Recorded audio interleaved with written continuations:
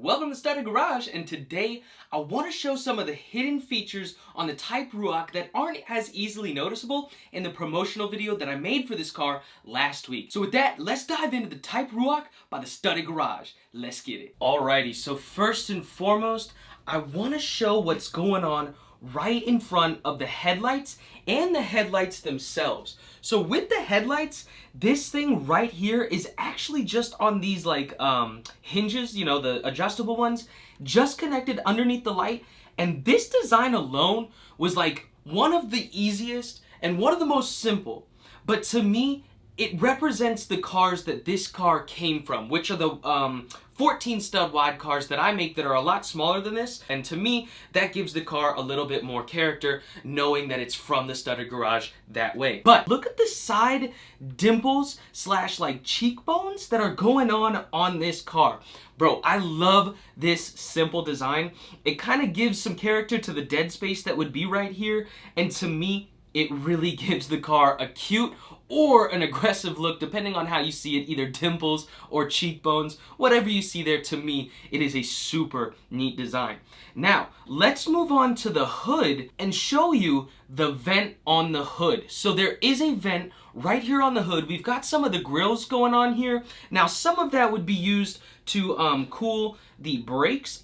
Yep, we don't have any side vents right here, so I guess we could direct some of that air coming in through there. And then also we're directing some of it through here and right over the front end, just like the Ford GT does, or some of the new Ferraris do. I'm pretty sure the 488 Pista does, but beautiful car design right there, but also maybe functional. I have not put this in a wind tunnel. I don't know. But check out these side view mirrors. Now, to me, this was a super complicated design. It took like 8 different renditions of the side view mirror, or like ways that I've adjusted these in order to get this build. I don't know why it was so difficult, but check them out. We've got 2 different connecting points on the side view mirrors, and to me, it is a super simple design, but functional, because if you put your point of view on the driver's seat, you can see that they are viewable from the driver's seat. Now, I also, before we go into the driver's seat, I want to point out these A-pillars right here. Check those out. They're just some like ball hinges things, but with those like, you know, curved off angles, they match up perfectly with that roof and cause like a beautiful, not quite straight, but ever so slightly angled windshield design. Speaking of the driver's seat, let's get back to it and discuss what's going on with the passenger and driver's seat. You've got this awesome looking dashboard, and to me, this calls back like the Porsche Taycan, how they have that long center console. Maybe there could be a few screens on there, and maybe like underneath the dash there could be like some screens for the passenger. But with the driver, because this is a driver focused car, we have a awesome, beautiful steering wheel and a little speedometer. The speedometer came from the Porsche turbo build, so this is a quality speedometer, you know, because it came from Porsche. But let's move on into the interior and talk about the seats and the color. Boy, give me props. I got a gas pedal and a brake pedal, and the teal is an awesome color. Talking about teal, check out the teal engine underneath this beautiful glass hood. We've got the teal engine covers with that beautiful naturally aspirated V12, and shout out to Lego Autos. That's Autos with a Z, because he saw it first.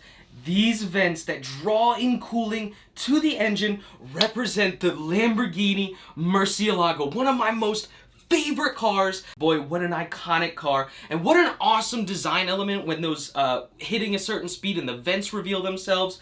But talking about vents and inspiration, we even have some Porsche style vents right there on the back of the car going down into the engine. But also, real quick, before we leave the vents, check out these side vents here and check out the design elements where it's kind of directing or funneling the air right into those side vents, and boy, we get the maximum amount of airflow. So Speaking of airflow, let's move to this active aero spoiler. There she blows. There it is up, getting the maximum amount of downforce for the back of the car. But I want to point out that not only the spoiler has that curved off look, but look at the back bumper and you'll see where the logo would be is a reverse spoiler.